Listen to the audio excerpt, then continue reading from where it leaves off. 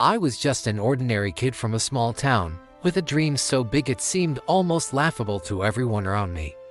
I wanted to build something new, something that would change the way people connected with each other. I remember the day I shared my idea with my closest friends and family. Their reactions: a mix of polite smiles, confused looks, and outright laughter. "That's a nice hobby, but you need a real job," one said. Another told me, "Don't get your hopes up, it's a 1 in a million shot." The laughter, though, that's what stung the most. It echoed in my ears for weeks.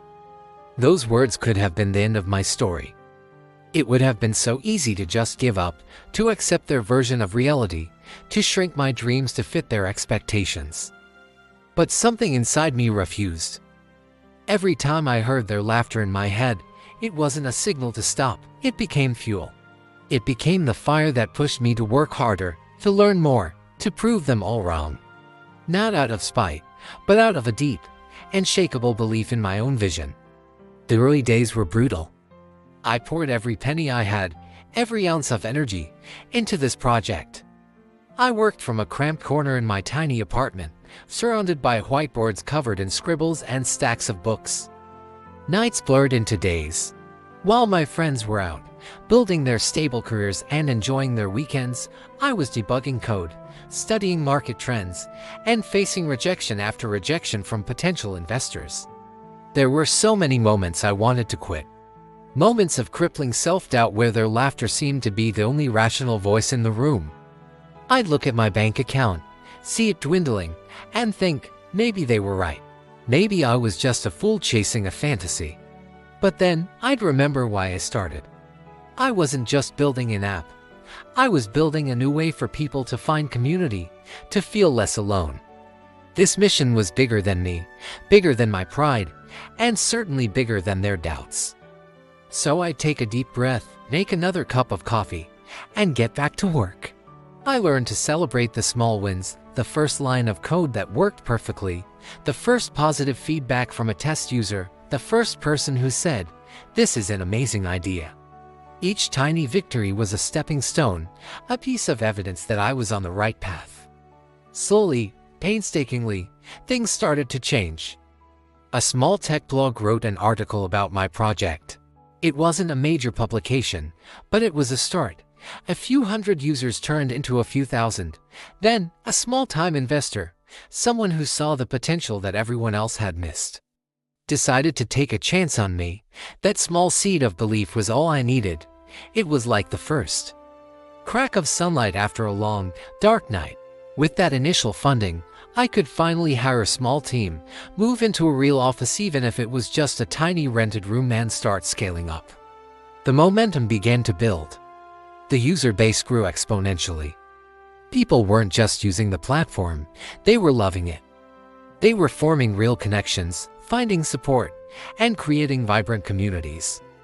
The project that was once a joke started making headlines. Major news outlets were calling it the next big thing. Investors who had previously slammed the door in my face were now calling, trying to get in on the action.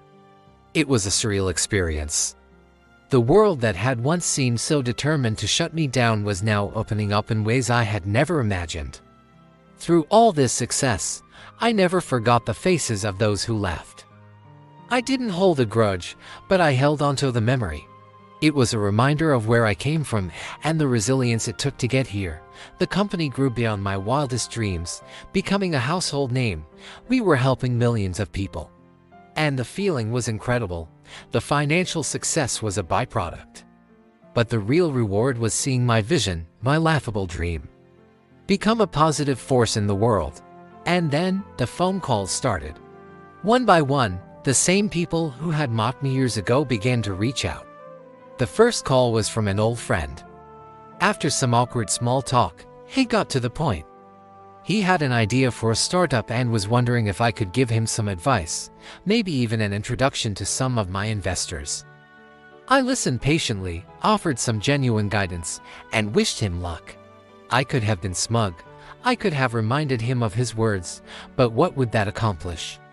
Helping him was a testament to my growth, not his lack of faith. A few weeks later, another call. This time it was a relative who had lost their stable job and was struggling. They asked if there were any openings at my company. They spoke about how they always knew I had it in me, a convenient rewriting of history that I chose to ignore. I passed their resume to our HR department, just as I would for anyone else, letting the process run its course. I didn't give them special treatment, but I also didn't close the door. My success shouldn't be a wall to keep others out. It should be a gateway to create opportunities. The most surprising request came from someone who had been one of the loudest laughers. He had been laid off and was having trouble finding his footing. He didn't ask for a job or money directly. He just wanted to talk. He wanted to understand how I did it. How I persevered when everyone told me I would fail. We sat down for coffee, and cafe much nicer than any I could have afforded back then.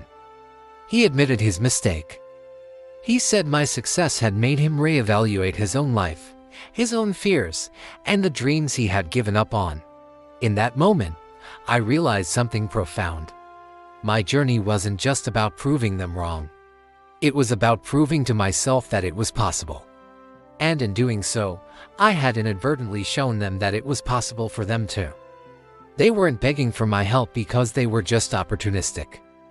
They were reaching out because they saw in my story a flicker of hope for their own. They saw that dreams, no matter how big or how much they are laughed at, are worth fighting for. So, what's the lesson here? If you have a dream, people will doubt you. They will laugh. They will tell you to be realistic. Let them. Don't let their fear become your reality. Use their doubt not as a weight that holds you down, but as the fuel that propels you forward. Stay focused on your why. The road will be lonely and difficult, but the small wins will keep you going. And when you finally reach the top, and those same people come back asking for help, show them grace. Show them compassion. Your success isn't a weapon for revenge. It's a lighthouse for those who have lost their way. By lifting them up, you don't just demonstrate your character, you prove that the true measure of success is not how high you climb, but how many people you help along the way. Thank you for watching. If this story resonated with you, please hit that like button and subscribe for more.